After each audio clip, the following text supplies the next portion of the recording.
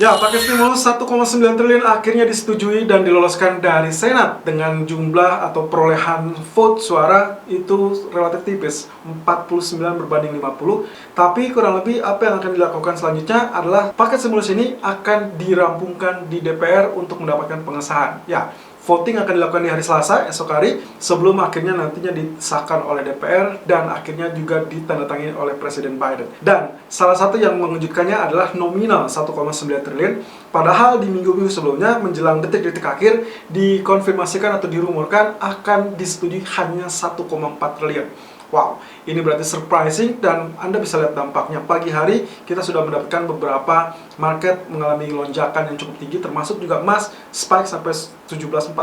Walaupun sampai saat ini dia kembali turun di 17.04 ataupun 17.05. Nah, pertanyaannya apakah stimulus akan menguatkan atau menaikkan emas kembali apa tidak?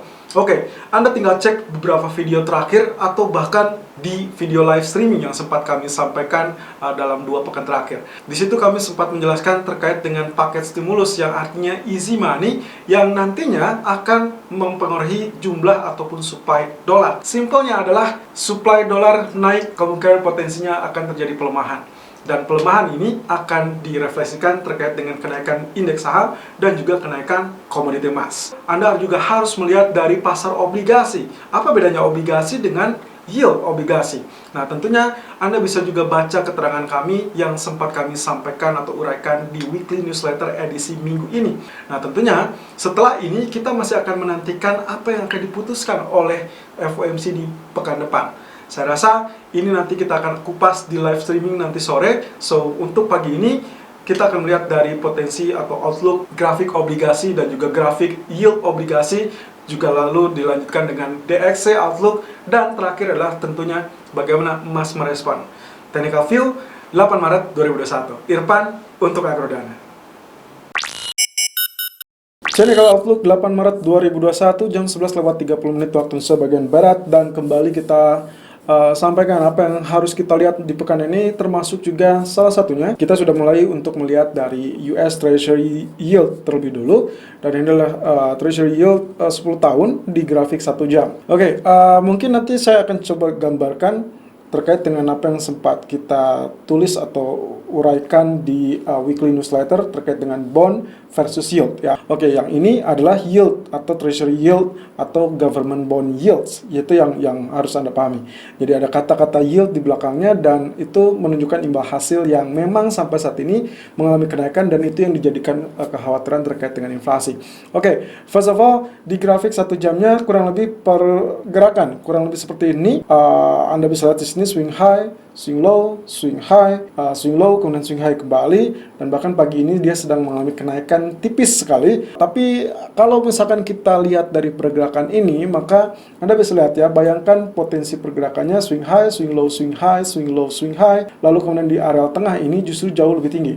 Ya, betul sekali. Kalau misalkan Anda bisa membaca ini, berarti Anda juga memiliki kecurigaan yang sama dengan saya, yaitu terkait dengan adanya head and shoulder. Kurang lebih kalau saya ambil dari kenaikan ini, maka ini adalah bagian left, ya, lalu kemudian dia swing low, ini bagian head, lalu kemudian ini adalah swing low, kemudian ini adalah bagian right atau suspected right, yang kemungkinannya potensi pergerakannya akan seperti ini. Nah, kalau misalkan kita perbesar, nah ini yang sedang terjadi atau sedang terbentuk, dan ekspektasinya adalah kemungkinan berhasil. So, ini adalah arrow neckline. Jadi kita akan nantikan apakah dia penurunan bisa atau sanggupkah dia menembus zona neckline apa tidak. Artinya apa? Kalau misalkan bagian right shoulder cenderung mengalami kenaikan lagi, bahkan melewati zona bagian head, of course it's totally fail atau sama sekali tidak terbentuk bagian head and shoulder. Saya pindahkan grafik tersebut, time frame-nya 1 hari atau daily. Nah, di sini kita melihat di hari Jumat yang lalu berhasil tutup dengan potensial doji candle, yang artinya kembali ada peluang bahwasanya untuk hari ini government bond yields akan kecenderungannya mengalami penurunan. Yang artinya kalau kita korelasikan dengan kenaikan atau mata uang dolar atau indeks dolar, maka potensinya kita bisa mengharapkan US dolar akan mengalami pelemahan. Lalu bagaimana dengan sisi obligasinya sendiri atau bondnya sendiri? Kalau ini ingat, ini adalah bagian yield. Kita akan coba lihat dari bagian bond atau obligasi. Ya, saya tinggal menggantikan simbol di sini. Nah, di sini ada pilihan, ada US government bond 2 year ya. Nah, ini perbedaannya ya, antara government bond, ada government bond yield. yang kita tadi sudah baca adalah bagian yield. Lalu kemudian untuk yang 10 tahun kita tinggal cari US Government Bond 10 year. Nah, ini yang kita dapatkan. Ternyata di grafik daily-nya dia memang hari ini atau pagi ini sedang mengalami penurunan, yang artinya ini masih dalam aksi sell off obligasi dan tentunya mengakibatkan yield masih mengalami kenaikan. Tapi kalau Anda perhatikan dari apa yang terjadi di hari Jumat, ini adalah korelasi perlawanan dari apa yang terjadi di yield. Jika yield terjadi doji candle di area kenaikan, ini doji candle terjadi di saat penurunan, yang artinya ada harapan pula untuk mengalami kenaikan. Baguskah atau jelek? Ya, kalau misalkan kita bicara tentang obligasi, pembelian obligasi, kenaikan obligasi itu akan sangat bagus, yang artinya akan menekan kembali dolar, pelemahan dolar, dan juga yield akan cenderung kembali mengalami penurunan. Nah, di grafik H1-nya kita lihat hal yang berbeda dari potensi yang kita gambarkan di grafik bond yield. Nah, di grafik obligasi atau bond ini justru kebalikannya. Kalau tadi kita lihat head and shoulder, di sini Anda bisa lihat swing low, swing high, swing low, swing high, swing low. Bagian tengah ternyata jauh lebih dalam, yang artinya kalau kita compare dengan apa yang terjadi di bond yield, maka ini yang akan kita bisa dapatkan inverse head and shoulder. Ini yang terjadi dan berpotensi menjadi areal kenaikan untuk selanjutnya. Nah, artinya kembali ekspektasi saya hari ini, obligasi pemerintah Amerika 10 tahun akan bergerak mengalami kenaikan, sehingga yield nantinya itu bisa ditekan atau mengalami penurunan. Jadi vice versanya, dan itu akan mengakibatkan potensi pelemahan di sisi US dollar. Bagaimana dengan outlook dari US dollarnya sendiri? Saya mendapati pola yang cenderung flat, tapi juga cenderung mengalami kenaikan. Dan kita sama-sama menggunakan grafik H1. Oke, saya perkecil terlebih dulu. Ini kejadian yang pernah terjadi minggu lalu. Jadi dia sempat spike, kemudian koreksi, kemudian juga spike dan melewati areal resisten.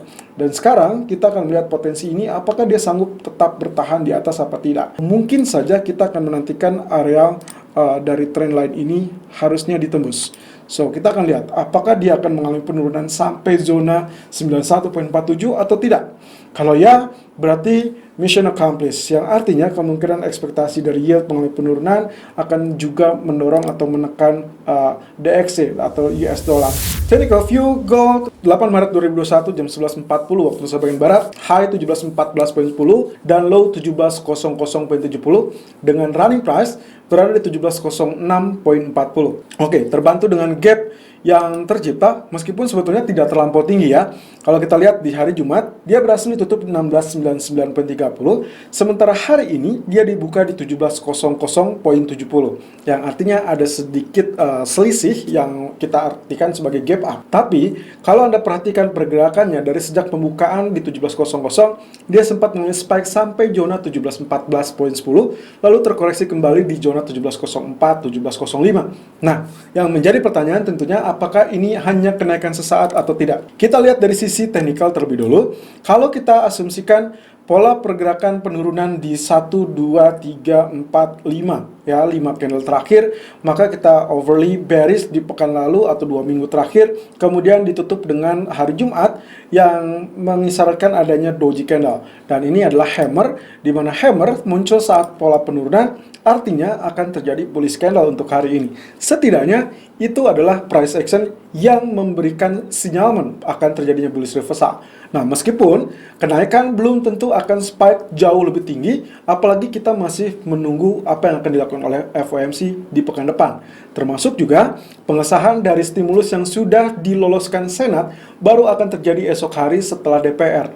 Nah, di malam ini sama sekali tidak ada berita ataupun faktor fundamental dari Amerika. Otomatis fungsi dari candlestick ini akan memberikan isyarat adanya terjadinya spike meskipun relatif terbatas. Perkiraan saya kemungkinan high yang pernah dicapai di tanggal 4 Maret yaitu di 1723, mungkin itu akan menjadi acuan kita sejauh mana dia akan bergerak. Karena kemungkinan potensi pergerakan masih cenderung berimbang atau cenderung sideways. Lalu kemudian areal 1693, 1698 akan tetap menjadi area support yang harus dipantau. Karena kalau misalkan dia gagal sustain di atas 1700, maka kemungkinan potensinya 1693 yang terdekat, bahkan 1687 dari area low yang sempat tercipta di tanggal atau di hari Jumat yang lalu, dan tentunya 1670.50 masih tetap mengintai. Jadi meskipun saya hari ini bullish, tetap juga harus mengingatkan kepada Anda adanya tendensi tertekan sampai zona-zona tertentu. Nah, di area resisten sendiri selain 1723, kita juga mendapati pola perlawanan di 1744 yang tentunya dalam 2 atau 3 hari terakhir zona ini kecenderungannya sangat-sangat kuat. Jadi otomatis big bullish baru akan survive kalau misalkan dia berhasil sustain di atas zona 1737 atau bahkan zona 1744. Sementara di grafik H4-nya sendiri, kita sudah mendapati pola tekanan yang juga berakhir kepada area penurunan yang cenderung relatif terbatas. Kita artikan seperti demikian dengan syarat ataupun dengan tanda-tanda bahwasanya volume tekanan sudah mulai berangsur-angsur berkurang, yang berarti pula akan terjadi konsolidasi terlebih dahulu, entah untuk pembalikan arah atau bahkan cuman relatif sementara.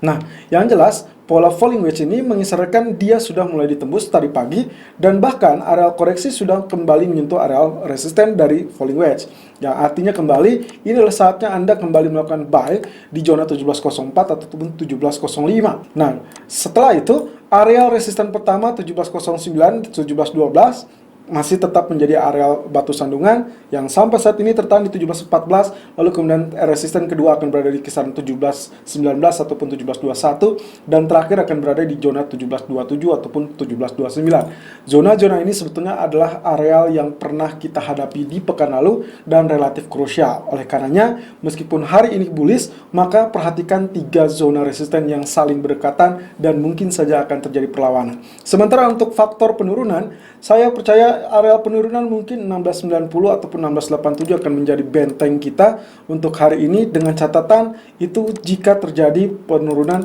di bawah 1700, yang artinya tentunya area sustainable yang kita nantikan adalah zona psikologis 1700. Kalau itu terjadi, maka kemungkinan potensi keduanya akan berada di 1676.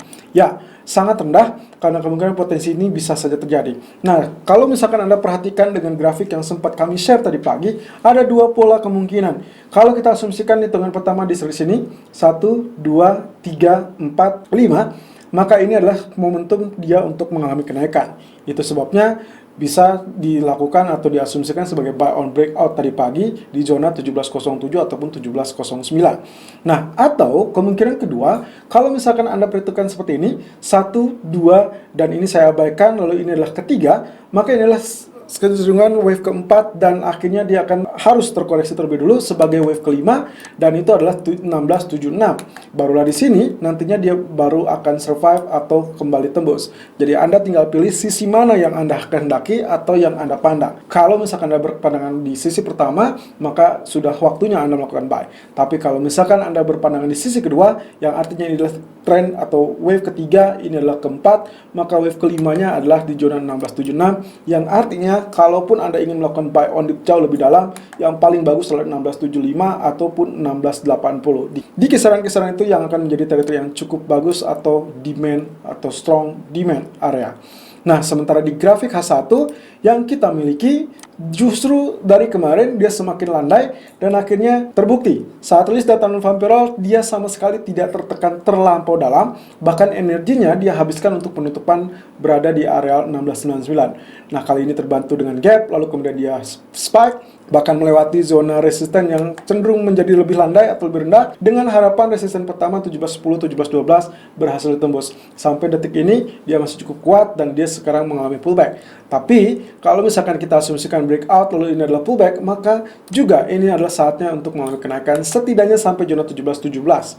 Nah, kita akan lihat potensi tersebut akan terjadi apa tidak. Tapi yang jelas untuk hari ini silakan lakukan buy on breakout ataupun buy on dip dengan kondisi yang sekarang terjadi, yaitu di area 1705 ataupun 1707, dengan target pertama adalah 1712 ataupun 1714, dan target kedua adalah 1720 ataupun 1721, atau kurang lebih area buy on breakout persis dengan apa yang sempat kami share tadi pagi, yaitu di zona 1707 ataupun 1709. Sementara untuk stop loss, silakan gunakan area 1701.00 in case Anda melakukan buy on breakout dengan sesi tadi pagi, atau Anda bisa manfaatkan di zona 1698 kalau misalkan Anda baru melakukan buy on dip di kisaran 1704 ataupun 1705. Yang jelas, Stop loss dan risk management itu menjadi suatu keharusan dan kewajiban untuk Anda yang bertransaksi, terlebih untuk menghindari kemungkinan potensi swing high, swing low yang sangat-sangat besar. Selalu gunakan stop loss dan risk management sesuai dengan equity dan strategi trading Anda. Irfan untuk Agrodana.